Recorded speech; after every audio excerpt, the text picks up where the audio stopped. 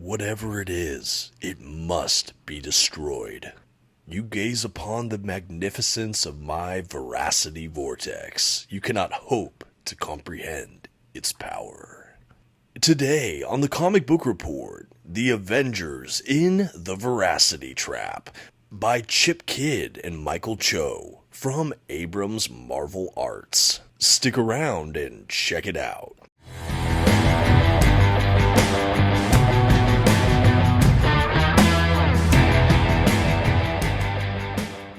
Greetings everyone, my name is Dominic and today you're tuning in to the Comic Book Report, where we review comic books and graphic novels so you can get an idea of what to read. And today we're back in the world of Abrams Comicarts to review a new release. This is The Avengers in the Veracity Trap. I'll admit right from the jump, I was so curious when I saw this solicited, I couldn't wait to give it a read.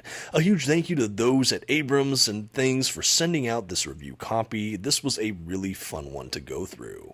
Before we dive into today's collection though, as always, I would also like to shout out our channel sponsor, Panel Bound Comics. If you're looking to pick up your own comic book collected editions, perhaps even this very book, I highly encourage you to check them out. You can find a link to their website in the video's description, and if you see anything on that site you like, you can actually use my discount code at checkout, TheComicBookReport, to save $2 off of your order. Please note if you use my affiliate link or code to make a purchase, I will earn a small commission, but it's probably the best way to support this channel. Thank you so much for considering. Now let's get started with today's Avengers review.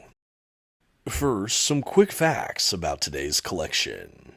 Today's graphic novel was written by Chip Kidd, with art by Michael Cho. The graphic novel itself was published by Abrams Marvel Arts in 2025. The graphic novel itself collects the Avengers in the Veracity Trap. And finally, this is an oversized hardcover edition with glossy print paper stock, perhaps a sewn or lightly glued binding, and a total of 64 pages. At this time, I'm going to go ahead and give a general spoiler warning. I will be flipping through the contents of today's collection and commenting on plot points throughout. You've been advised. Alrighty, and here's our first dedicated look at the front dust jacket cover for today's book from Abrams Comics Arts, or Marvel Arts. I really enjoy the cover. Right away you can see that artwork from Michael Cho. This is absolutely indicative of the art style we have throughout this beautiful little volume. And personally, this was the biggest draw for me for this book, was actually the work from Cho, and the fact that I loved Fantastic Four Full Circle, which also came from this Marvel Arts imprint over at Abrams Books. As we transition to the spine design, we have kind of a field of black there. We have the Marvel logo along with our creators, and then the Avengers in the Veracity Trap in nice bold lettering. And at the bottom we have that Abrams Books or Abrams Comic Arts logo. And overall, I do think the spine design is really strong. It's really clear, easy to read, and it does look good on the bookcase. With how art heavy this collection is, I'm a little surprised we didn't have like a picture window or a character on the spine, but I still think it looks very striking. On the back of the dust jacket, we have kind of a fracturing universe or vortex of some kind. We have some debris flying around, and in the center, we have again the creators, the title, a little brief blurb. We have the imprints or who published it, pricing information, all that kind of good stuff. Overall, I think this is a stunning design, and as you see the dust jacket as a whole in a moment, you'll see just how beautiful this dust jacket really is. Because after I look at this, I will show you the dust jacket in full. I will go ahead and remove it from the collection, and then we'll look at the art on the hardback book itself, and we actually even have art under the dust jacket. The dust jacket is more or less reversible, which is also exciting. So I'm going to go ahead and give you a couple views of this, again, just to serve what does the exterior of this book look like, and just to showcase different facets of this collection. So go ahead and remove the dust jacket. You'll see the interior flaps. We have a bit more writing here for all of you. And again, under the dust jacket, there's even more art. I'm just really wowed at what they were able to achieve with this dust jacket. Again, I do believe it is reversible. You still will have the writing on the spine, which I felt to be very impressive. The art under the dust jacket, but on the dust jacket, is obviously more kind of head face shots of some of the Avengers. That matched with what is actually on the hardback book itself, which I believe is Captain America and the Hulk here, along with the spine reprinted with the text. You basically have the full Avengers lineup we have showcased in Veracity Trap. So between the interior dust jacket and the hardback, you have everyone arrayed quite nicely.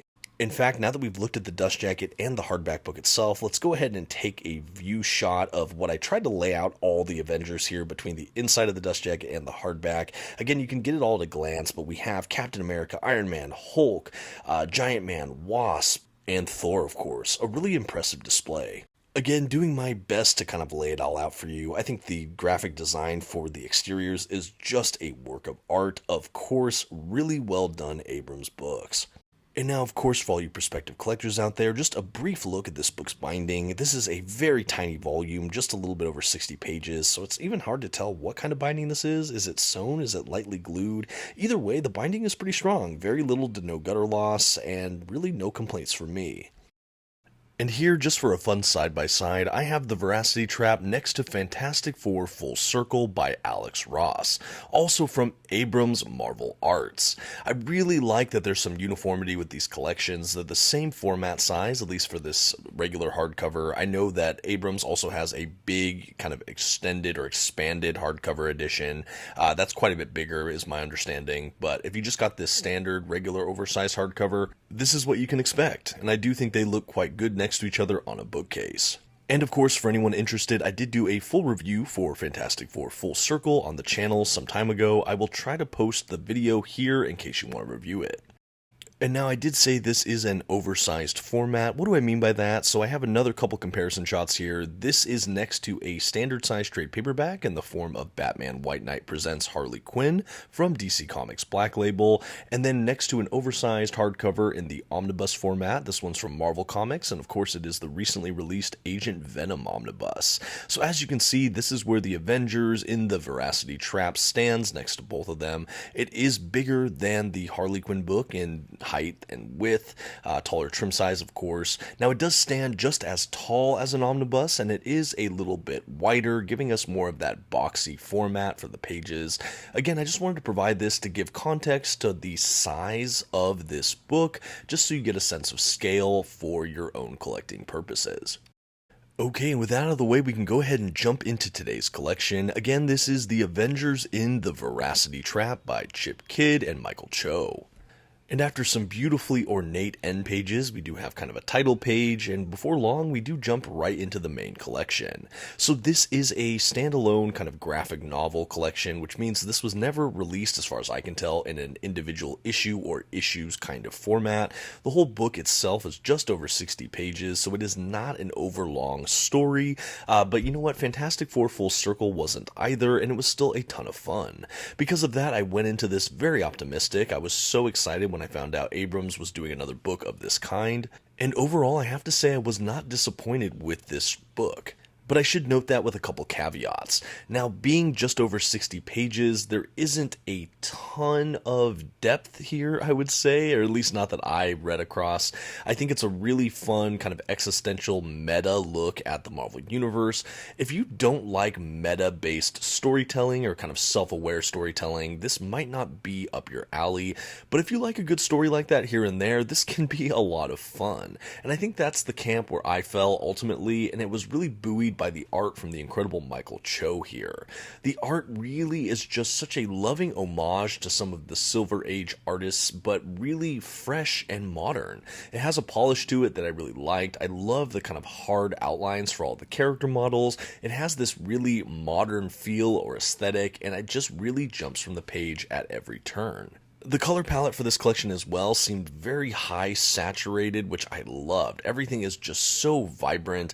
There is kind of a yellowish golden hue about a lot of the artwork as well. I don't know if this is to make it feel more sepia tone or old-timey in a way that feels vintage, but whatever reason this is, I really think it adds to this work as well. The artwork is definitely pretty nuanced here, and I was just amazed by it. Full stop. Having this beautiful box oversized format as well, I think it was just such a great way to showcase the art. There were so many two-page spreads or giant splash pages, and these characters just really seemed kind of iconic or larger than life, which I'm sure is part of the goal here.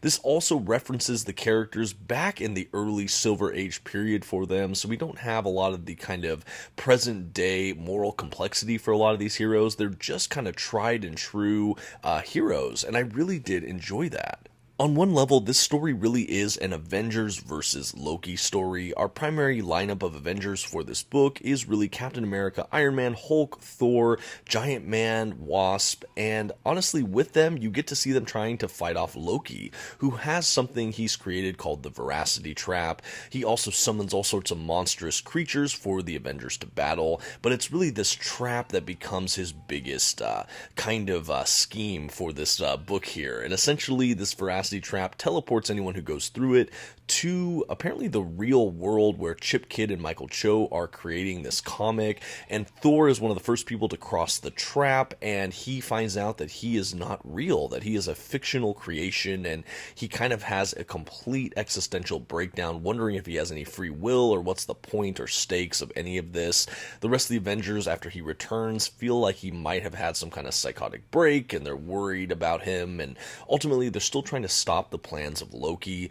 We have the creators of this work involved in the narrative as well. They have their own sort of animated versions. When they see that Loki has seemingly crossed the barrier into the real world, there's all sorts of hijinks that ensue. Now, when the creators fall into the Veracity trap and go into the comic book world, they are kind of kid versions of themselves, presumably when they first fell in love with these comic books and the medium itself.